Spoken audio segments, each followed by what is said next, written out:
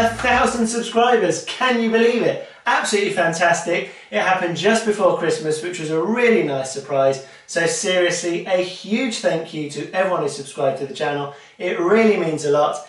Let's keep that momentum going. New year, better bread. How do we ensure that our weekly bakes are at their absolute tastiest? And I'm just talking about our basic white loaf. I'm not talking about different types of flour, seeds, nuts, fruits, any of that. Just maximising the flavour on our basic white bread dough. So you could go down the route of sourdough, but to be honest, not everyone wants to do that. It's kind of labour intensive, time consuming. It can be immensely frustrating. So if you don't want to do that, what can you do? Well, you could make a pre-ferment, and that's what we're going to do today. We're going to be making a Poolish. So a Poolish was developed by the Polish, that's where the name comes from, but it was popularised by the French. And if you look up a lot of traditional French bread recipes for baguettes, fougasse, you'll often find they start with a Poolish. So if you've never made bread before, can I suggest you check out my basic white bread dough recipe, because that's exactly the same recipe we're going to be using today, but we're just going to be adjusting the techniques and the process a little bit to amp up those flavours. But before we get into technique, the first thing you can do to maximise flavour is improve the quality of your flour. So when you're starting out, I always suggest getting a sort of economical flour, something that's easy to get hold of, like a supermarket owned brand that you can use week after week, easy to get hold of, and you can start to get consistent results. If you then get a flat loaf one week and a good loaf the next week, you know it wasn't the fault of the flour. But once those results are consistent, you can definitely upgrade to a better flour. I've been using this Matthews Cotswold flour, really nice to work with, great flavour, and I've also just discovered you can get 16 kilo bulk bags on Amazon. I picked that up for £14, free shipping. So it works out pretty economical. I think something like 88 pence a kilo. So still not breaking the bank. But once you've settled on your flour, then we can amp up those flavours, like I say, with a Poolish, and that is basically, we're talking about extending the fermentation time. So for this recipe, you're going to need 1.2 kilos of strong white bread flour, 12 grams of yeast, 20 grams of salt, 780 grams of water, and that can be cold water because we're not trying to rush anything along this time. And then for the fat, in my previous video I used olive oil, although I forgot to add it, but this time we'll remember. But I'm going to be using butter because, as I've said before, I'm a sucker for butter and I like the flavour it gives to the final loaf. On a side note, when I was measuring out my water, I always weigh my ingredients, and I did notice on the side of the measuring jug that's 780 grams of water, but it only looked like 730 millilitres of water. So there's quite a big discrepancy there, about 50 grams, which would make a huge difference to the hydration of your dough and the feel of it. So if you're someone that's finding one week your dough is very sticky and the next week it's very dry, and you're not weighing your ingredients, that could be the problem. So for the first part of the recipe, we need half of our flour, so that's 600 grams of flour. So we're going to get that in the bowl. That was pre-weighed, so we've got our 600 grams. Then to that, we've got 12 grams of yeast, but to start with, we're just going to use 2 grams. So sprinkling your 2 grams, it's not a lot. There we go. So there we've got the remaining 10 grams. And then to that, we're going to add all of our water. So 780 grams of water. It was pre-weighed, but I'm just going to double check. Yep, 780 grams of water. And now you could use your KitchenAid to mix it up, but I just like to use a whisk and just stir that in. And we're going to make kind of like a batter. You just want to incorporate, you can see, just beat it up till it's smooth. You don't need to go mad, but that will get the flour incorporated, the yeast evenly distributed. There we go. that's it. So I don't know if you can see, that looks like that, nice smooth kind of batter. And now we'll cover that either with some cling film or a plate or a tea towel. I'm using a shower cap there. And then you just want to leave that out at room temperature to ferment for 10 to 12 hours. Okay, so that's been fermenting now for 11 hours, and if we take a look, we can see it's grown massively. Look at that, wobbly, gelatinous, and that's the gluten that's developed and is now trapping all those bubbles. If we give it a smell, it smells wonderful. Obviously yeasty, but it's also got a kind of beery maltiness to it. No sour notes like you get from a sourdough starter, but sort of much more mellow, creamy aromas that will transfer through to that final loaf, and that is the whole point of doing this. So our Poolish is ready. So to that we can add the remainder of our flour. So that was 600 grams of flour. Now it should all go in. We are kind of pushing the limits of the KitchenAid with this.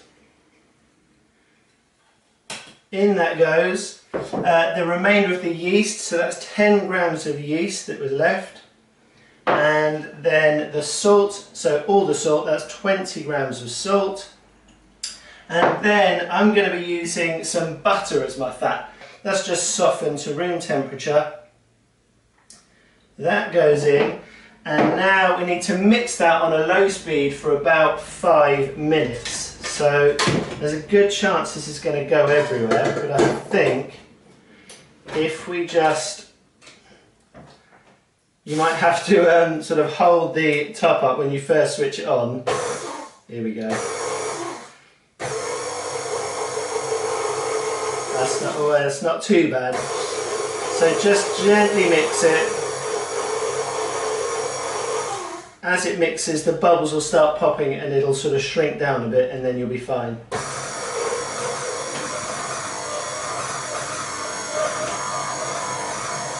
There we go, get your hands over the top. The KitchenAid does actually come with a plastic cover that you could put over the top and stop this happening, but I ain't got time for that.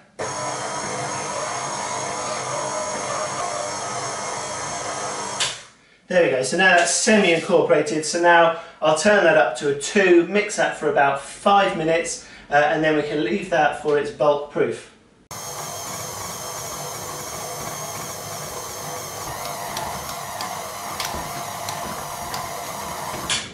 Okay, that's been about 5 minutes. It's all come together, you can see it's coming away nicely from the edge of the bowl, so we'll scrape that down. Whilst it's mixing, do keep an eye on it, because with the amount we're mixing, it does have a tendency to want to creep up over the dough hook, and then it gets trapped around the mechanism. It's a real faff. So just keep an eye on it. If it does start creeping over, stop it, just scrape it off the top, and then continue mixing. So we'll just clear that off the dough hook.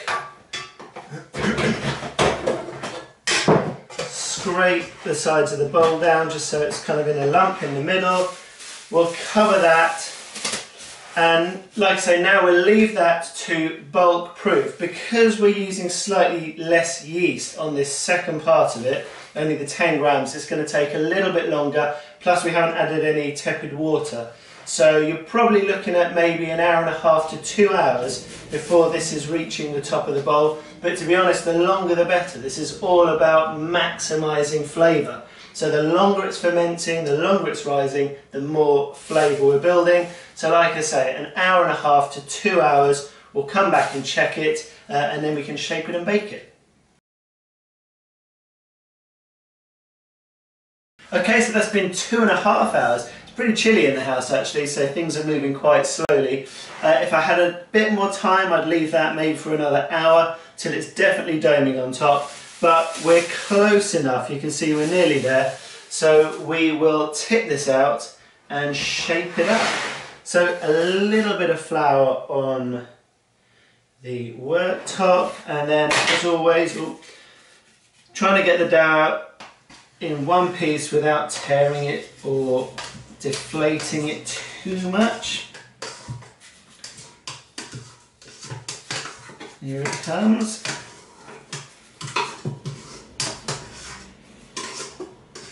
There we go, nice clean bowl. That's all out. And then just pull it into a shape that's easy to divide. So a bit of a cylinder, we'll cut that down the middle. There we go. Flip that one over. Move that out of the way.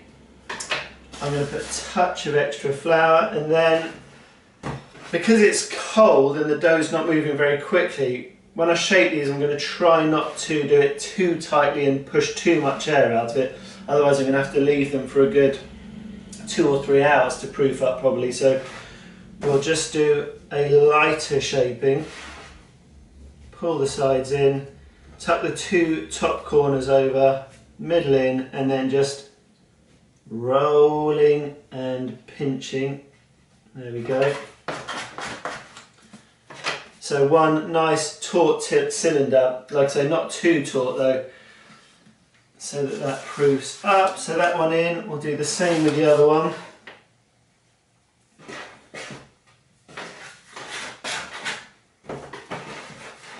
So stretch it out into a kind of a rectangle so it's easy to work with. Pull the 2 sides in, fold the 2 top corners over, pull the middle down, and then just roll and pinch. There we go. Again, another nice cylinder, seam on the bottom, and then we're going to cover them with a tea towel and leave them to proof until they're a good inch above the tin. I reckon probably about 45 minutes, but check them after half an hour. And if even at 45 minutes they're not there, you can leave them an hour, hour 15. Just make sure they're nicely proofed, otherwise again you're going to end up with a dense loaf once you've baked it. So I'll check these in 45 minutes.